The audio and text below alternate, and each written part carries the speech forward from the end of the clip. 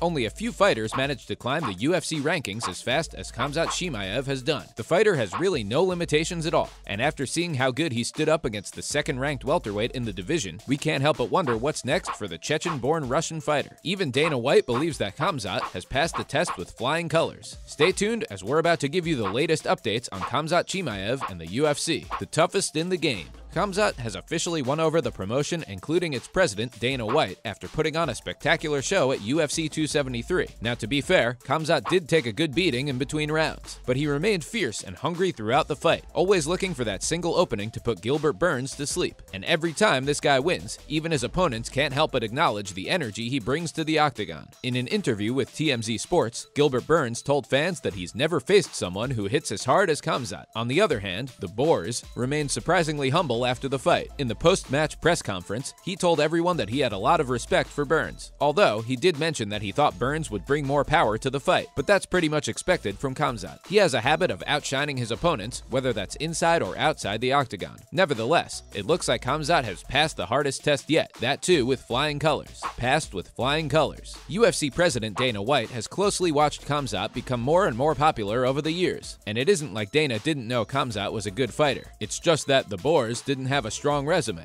We're not saying fighters he fought before Burns weren't skilled or something. They were good fighters, but none of them were a part of the top 10, and that's the harsh reality of the promotion. You're compared with the opponents you fought. But after UFC 273, Dana White couldn't contain his excitement about Khamzat Chimaev. Dana White called it one of the best and coolest fights he has ever seen in his life. And to be honest, it was absolutely crazy. The atmosphere was electric. People were loud and pumped to see the undefeated fighter inside the octagon. In the post-fight press conference, Dana just went on about how Khamzat has completely changed the entire landscape of the welterweight division. Think about it. He was literally a no-one about 2 years ago when he joined the promotion. He fights a couple of times in about a year. He's pierced the top 5 of the division, and landing a spot in the top 5 of the welterweights is no joke, especially if you've had to run through a fighter like Gilbert Burns. Anyway, even the president of the promotion thinks what Khamzat has done is absolutely unbelievable, considering the fact that the fighters in the welterweight division are straight-up killers. And it finally seems like the undefeated third-ranked welterweight is about to get some really good but tough fights, now that he's pretty much been endorsed by Dana White himself. And anyone who thinks Khamzat isn't the real deal is out of their mind. According to Dana White, he passed the test with flying colors. Also, the guy straight up looks like a villain out of a Bond movie or something. He has the personality, the charm, and the skills to be the UFC's top fighter in the coming years.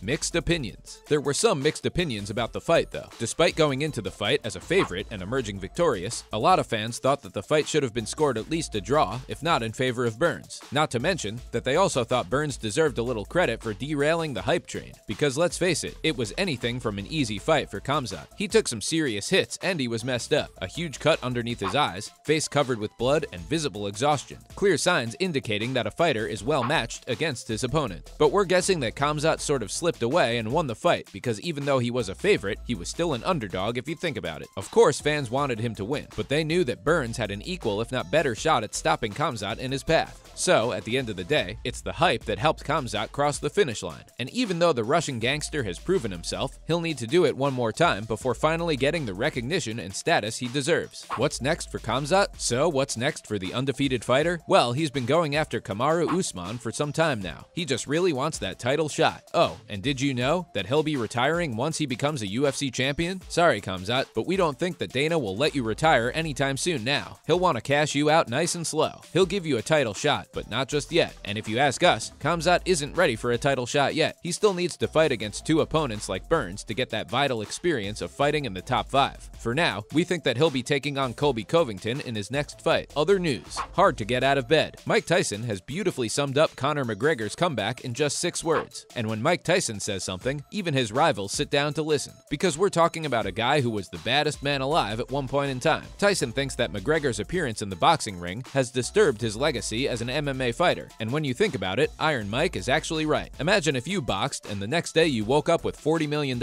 in your bank account, and all of a sudden, the UFC president calls you and tells you to get ready for a fight in 6 weeks. Knowing that kind of money is in your bank account, it's going to be really hard to get out of bed. Maybe the Irishman should just hang up the gloves and wave goodbye to his fighting career. He's done enough. And he has enough. Another Diaz comeback? The Diaz brothers have been pretty pivotal for the UFC. There's no denying it, but really, stop bringing them back. They're done. Nick Diaz is done, and Nate Diaz is done. But no, Nick's coach said that the fans should expect to see Nick Diaz return later this year. Who is he going to fight this time around? Or should we say, who's going to beat him up this time? His last matchup against Robbie Lawler was a setup. Even Nick agreed to it. He was confused about why he got matched up against Lawler. Even we knew he'd get floored if he took on Lawler. But at this point, we think anyone can floor Nick Diaz. He's done. His fighting days are over. And if the UFC is still trying to squeeze everything out of him, let's just hope that they don't get him seriously hurt in the process. But of course, we speak for ourselves. A lot of Diaz fans are probably really excited to see him return, but we aren't. Not so style-bending. UFC middleweight champion Israel Adesanya is set to defend his title for a 5th time against the hard-hitting Jared Cannonier. It is an odd matchup to say the least. Israel Adesanya is still undefeated at 185 pounds, whereas Cannonier has seen a total of 5 losses. But Cannonier hasn't been short on confidence. He acknowledged that the matchup will be the toughest one he's had yet, but it'll be the same for Adesanya. Cannonier said that Israel will have to do something different if he wants to beat him. The Killa Gorilla didn't say too much, though probably because he wants to keep his game plan hidden. It'll still be a very interesting fight though. The last stylebender has probably never faced an opponent like Cannonier. On the other hand, the Killa Gorilla will be fighting someone who isn't going to rely as much on his wrestling and more on his kickboxing skills. But enough talk. There's still no official announcement as to when the fight will take place. We don't even know if their fight will happen in 2022. Guess we'll just have to wait and watch. That's it from our side, folks. So what did you think? Has Khamzat done enough to deserve the status of a certified gangster? Do you think he passed with flying colors at UFC 273? Let us know what you think in the comments below. Don't forget to like this video and subscribe to our channel for more exciting videos in the future. Thanks for watching, and see you next time.